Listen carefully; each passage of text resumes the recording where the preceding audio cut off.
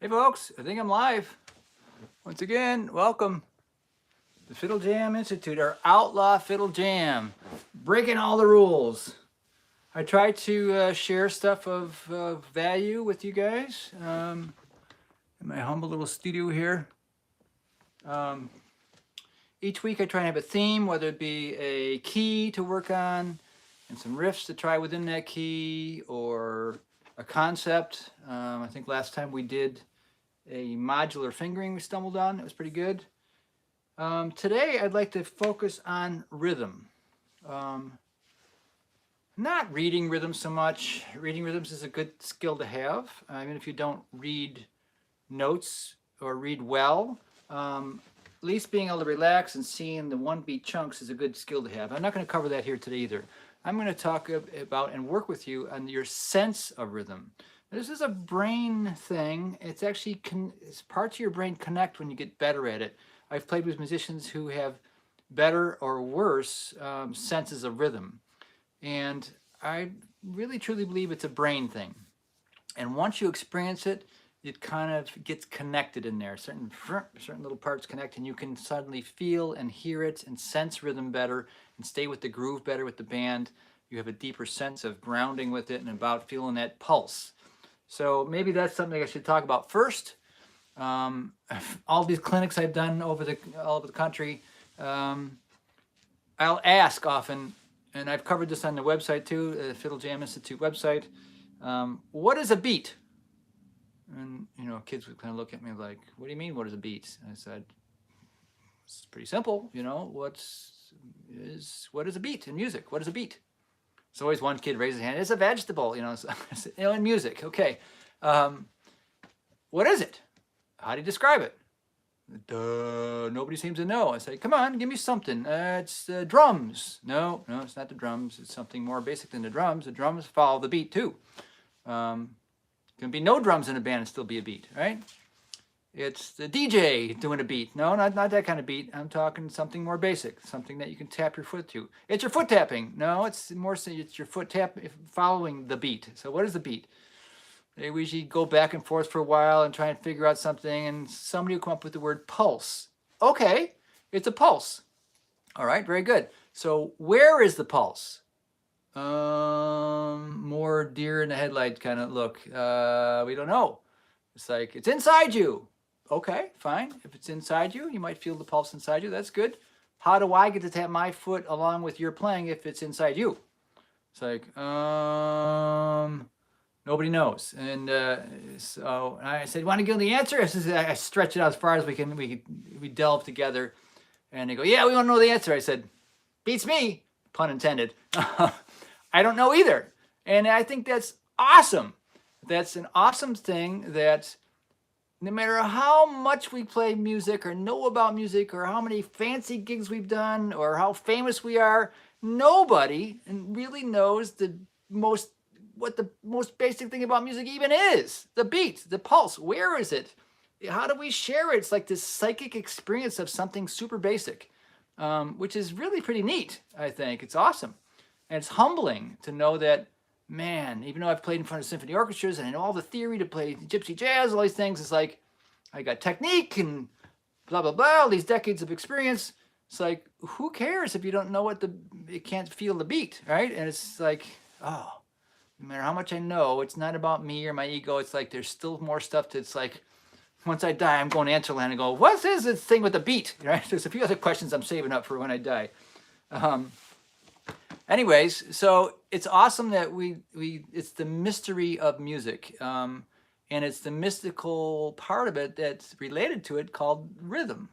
So a rhythm is, of course, sequencing of notes in different lengths and shortnesses and spaces between them based on the beat, which is this mystical thing we don't know what it is. So the magic of music definitely lies in the rhythm, all right? If you can feel the beat strongly and get a good sense of groove, like if you got a drummer in your belly, that's what we want as a player, and people want to play with you because you'll sync with them and get in coherence. There's probably stuff that happens between your head and heart and all these things that science is talking about too. Don't get into that too far. But there's stuff that happens inside us when we all get in sync, and it's where the magic happens, the goosebumps happen, and that's what I want. I want more people in the world to have goosebumps when they play music, or goosebumps in general, but especially when we play music. And it can come from being really super aware of the pulse, all right? Now you go, oh man, there's so much to think about. This means we got to get a metronome out? Maybe. And now people groan when I say metronome. You could work with a drum machine or anything, or you could work off the clicking fan in the ailing AC in your house. Click, click, click, click. You could, anything steady would do. But you can improvise if you want. But what is a metronome good for? Oh, it makes you play steady. Oh, I can't stand playing the metronome, people say. And especially drummers, I've heard to say, surprisingly. But none of them that I play with very long if they can't play with a metronome. Why? Because drummers often think that they are the beat. It's like, no, no, no. We all play the beat coherently together. You're just doing the percussion part, all right? So yes, drummers are often the leaders of the beat, so the tempo, because they have so many things to hit and they can fill in all the things, and that's a good instrument to lead. But anybody can lead the tempo, actually. But the best, most favorite drummers I've ever played with are the ones that go, man, I love to play with a click, because they actually are listening to something other than themselves. Drummers that can't play with a click, or any musician that can't play with a click or some kind of steady tempo device, are ones that don't really listen very deeply either. You're not listening, you're not feeling the beat, you won't feel as good, you won't feel as in sync. Make sense? I could go off and do lesson after lesson about this stuff, but my favorite drummers are the ones who have big ears, we call it. Not that they have physical big ears, but they can really, while they're doing their thing, they can still listen to everybody and fit their part in with everybody. And if you do a little something, they're on it, they're hearing it. Those are the guys that go, oh, I want to play with you, or girls, all right? And that's what the magic is. So, what can you do to develop your sense of rhythm? Well, there's a few different things. One is work with the metronome. Let's try that. Oh no, he's getting the metronome out. I have a cheesy metronome here, a little thing. It's decades old, and it still has a good battery in it. So a little thing. See, this has 70 beats per minute right now. Okay, not a super fast, kind of a medium tempo. Now, can you clap along with it? Most people can do that. I met one student who was arrhythmic, couldn't tap his foot with the radio. That was pretty rare. Now, if you wander, it means you're not listening. Pretty simple, right? It trains you to listen to something other than yourself, especially when you have your instrument in your hand. You could try it with your instrument in your hand. But I got an exercise for you that's pretty cool. And I got this from, what's his name? Bob Brosman, the late Bob Brosman, the great lap steel dobro player. He gave this, he called it an African rhythm exercise. I'm going to keep this metronome going, this irritating beeping thing. And maybe I can tip the phone down and you can try this with me. Watch in my lap, all right? Okay.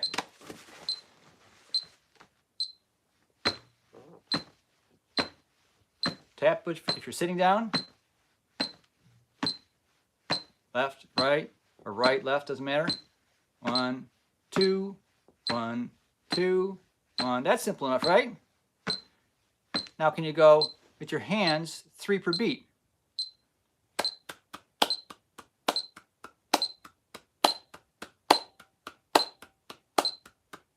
Stay with the metronome.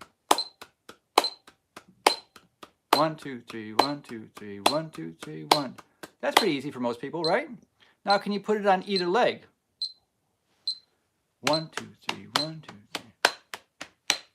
Now this messes with your brain at first.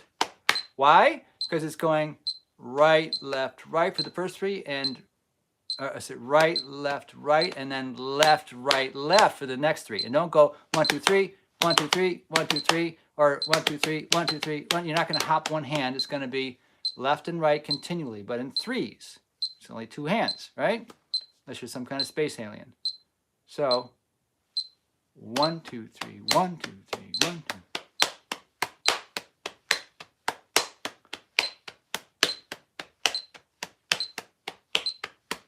If that messes with your brain, keep trying it. Keep trying it every day until you build that connection in your brain. Now the next step, if you got that, you'll stomp your foot like you were on each beat, left and right. So the right hand will go down together, 1, 2, 3, and then lefts together. That might help. All right, now up to tempo. 2, 3. Keep listening to the beat. You need to practice this to the point you don't have to think about it. You can talk while you're doing it, like I am. Keep an ear on that metronome.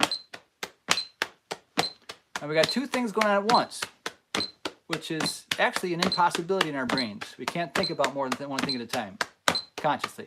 So we're splitting our brain already and not thinking about it. Check it out. We got 1, 2, 1, 2. The feet. 1, 2, 1. Hands. 1, 2, 3, 1, 2, 3, 1, 2, 3, 1, 2, 3, 1, 2, 1, 2, 3, 1, 2, 3. So you got two things going on at once, right? So far so good? We'll take it further. Now we're going to change the sound of one of the hands. Let's slow the tempo down just a little bit, because it gets a little more difficult. Let's go down to 60 beats a minute rather than 70. 1 a second. 1, 2, 3, 1, 2, 3. Okay, now we're going to put one hand on our chest. Don't hurt yourself. Instead of hitting this leg, you're going to hit her chest. So the sound is different. It's going to mess with your brain even more. 1, 2. 1, 2, 3. Forgot slower. Is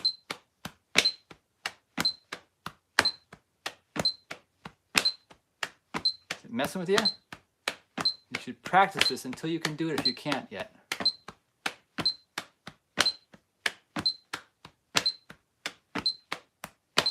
So we got three things. 1, 2, 1, 2, 1, 2, 3, 1, 2, 3, 1, 2, 3, as before, right? We also have this. 1, 2, 3, 1, 2, 3, 1, 2, 3. We have three things going on at once. 1, 2, 3, 1, 2, 3, 1, 2, 3, 1, 2, 1, 2. That's feet.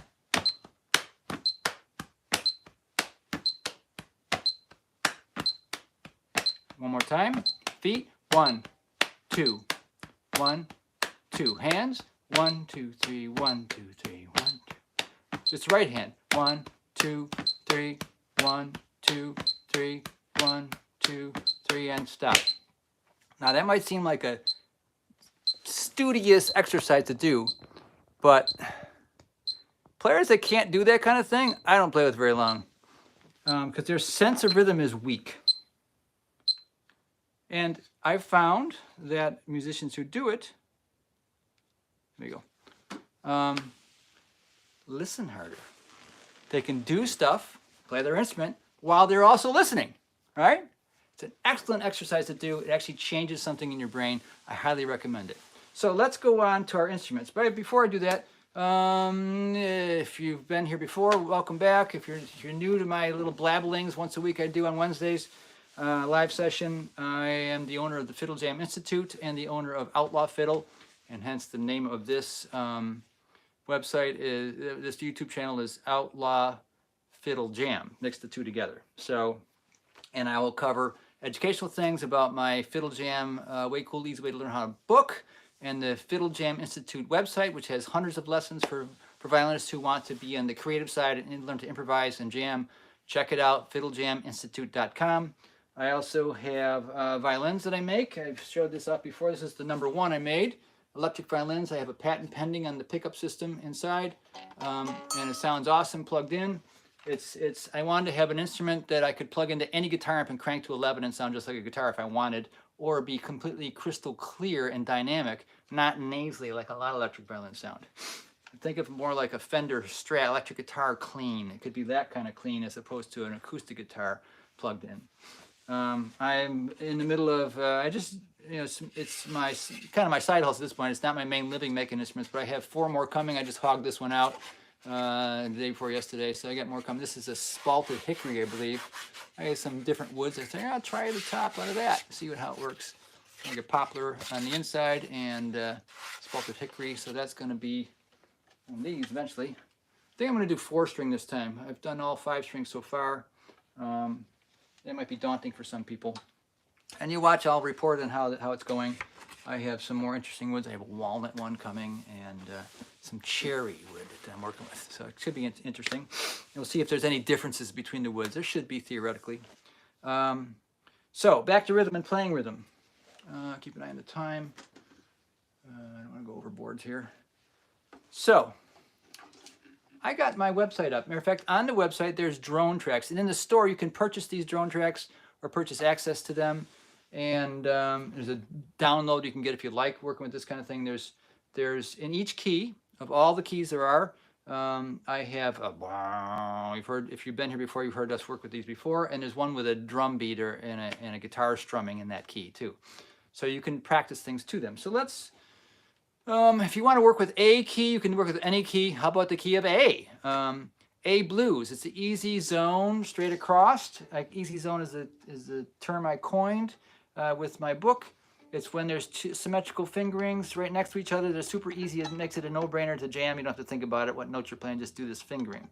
So the A blues scale has open 1, 3, open 1, 3 on the bottom two strings of the violin. And there's an A as the main note because it's A blues. Make sense?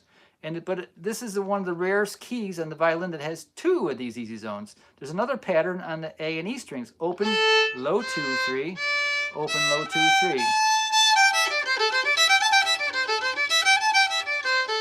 Same note. Open 1, 3. Open, low 2, 3. Anything you want with that. Now, you might want to goof around with this, but today we're going to be doing mostly rhythm. Usually we do call and answers where you follow me, I'll call, and you answer back. That's very helpful for many reasons in as far as developing your musical brain. But today, I'm going to do the calling with only rhythm, and you're going to make up anything you want with your fiddle at home. So I'm going to go beep, beep, beep, beep, beep, beep, beep, and you play beep, beep, beep, beep, beep, beep, beep with any notes you want. So it's also training you to listen internally and trust your own ideas, which is paramount, all right? That's where it's at as far as touching greatness in your playing. You want to be able to be totally in love with your own inner ideas. Not that you're going, my ideas are the greatest and yours are crap. It's not that. It's like, my ideas are the greatest when they're mixed with your ideas and how it fits in. And I'm just tapping into whatever's in my head, and where it comes from, I don't know, but I'm just loving it. And the rhythm is the magic, and I feel this rhythmic thing, and I'm going to put these notes to that. That's where we're at today. All right? So if you want to use the A blues scale, you can. I'm going to put the A drone on. No, not the A drone. I'm going to put the A loop on, which has the beat to it. And I will call vocally, and you answer with your fiddle somehow. All right? Any note you want. I don't care if it's an open A every time. Just do the same note. Or move the notes around whenever you see fit. It's your creation on your end. All right? So, let's see here. A loop. Let's see. Can you hear that? You can turn it up a little bit.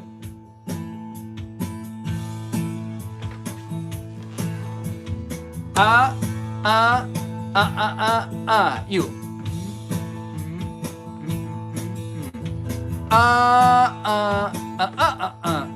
You.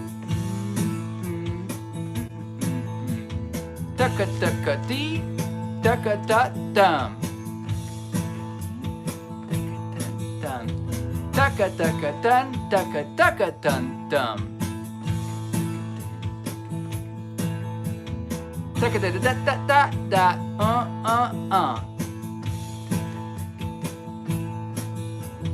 Dee dee dee dee dee dee dee dee dee da. Ba ba ba ba ba ba. Da da da da da tika da dum. Ba bum beep bum ba ba bum bum. Buka baka bika buko biko ba ba. Ba da da da da da da. Da da da da.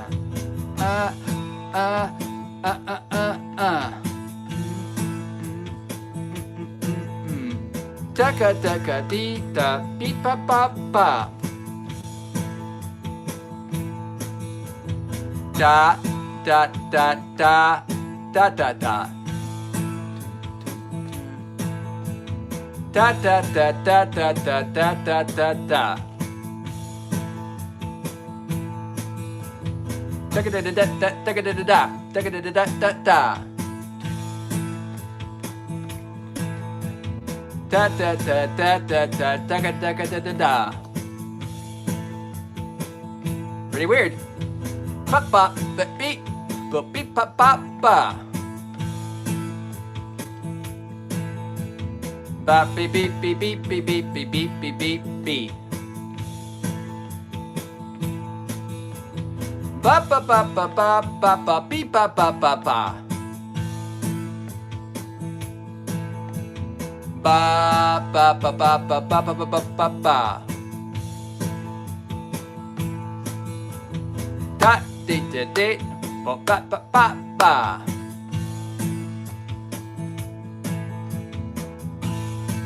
Okay. So if somebody's watching this, they don't know what we're doing. They look like, who is this fool? Pop beep beep pop beep. But that's excellent exercise, and it takes it one step further for you if you're new to trusting yourself and being creative. So trusting yourself is one of the 5 important things in my method. I call it the Fiddle Jam freedom formula. All right, and it's a matter of you being free to just play. And rhythm is one of the most important things, the timing of it. I call it the 5 T's, actually. Tone is very important to make a good sound. All right, you can play one long note and melt people's hearts if you just do it with a good tone at the right time. Technique, of course, is important. You need to know your way around without thinking about it too hard and hurting yourself. Of course, that's very important as well. Get it out of the way, practice exercises, scales, whatever, get it to the point where you're not encumbered by the instrument too badly. There's levels to that and plateaus. You get, okay, I'm this good now and I'm comfortable there. Then you push yourself. Of course, there's levels to technique. Theory. I hate the word theory. That's the 3rd T. I needed a T, though, after I was realizing all these words with T's.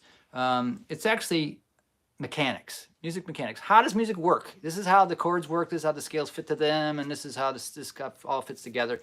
There's just some stuff to know. You know, it's not rocket science forever and never ending. I suppose some people might argue that it is. But to play most modern styles, there's some basic few things you got to know. And that's part of the 5 things. Timing, I already mentioned. We're working on it today. Rhythm.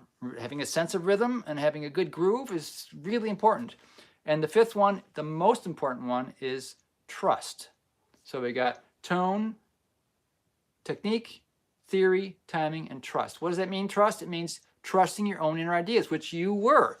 Now, in the call and answer part, you hear me do it. This time it was just verbally. I didn't have my fiddle in my hands. And that would bounce around in your head while you're hearing me kind of bounce it around while you do it too. But you're also this time adding creativity. You're doing your own note or notes, whatever you want. All on one note, on different notes each time, and messing around with it if you see fit. So we're adding a little bit more creativity as the weeks go by here and having you learn to trust your own inner ideas. All right? Now, where they come from, we don't know when you're actually in the throw of a jam. I don't know if they come from the cosmic consciousness of all ideas ever thought. They come from special angels that send us and make us feel beats together. We don't know. Space aliens sending us telepathy. Anything or all the above is fine with me, especially the space aliens, if you know me. So it's magic. It's cool. It's happening. It's hip. It makes you more hip. All right? And it makes you a more complete musician to feel the rhythm, feel the groove, and trust yourself. So, anything else I want to do? That's some pretty important stuff. You do that hand thing. I didn't take it one step further. I could save that for later. When you take the hand that was on your chest and do it in the air. So let me tip that down. We'll do that before I'm done here today. I have to go. But tipping the phone down. I'm doing it with this my phone. So back to that exercise. Remember, it's 1, 2. I had the metronome on to help us out a little bit. Teach us to learn to listen to something other than ourselves. It's like your mother said, right? Or your wife, whatever. So 3, 4, 1, 2, 1. Triplets. 1, 2, 3, 2, 2, 3, 1, 2, 3, 2, 2, 3. When you get comfortable with that, you put one hand in your chest, or a different sound. It could be in a chair if you want.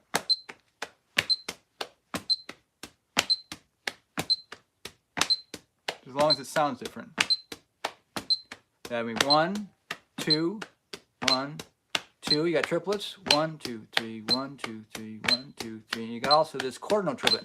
2, 3, 1, 2, 3, 1, 2, 3. Okay?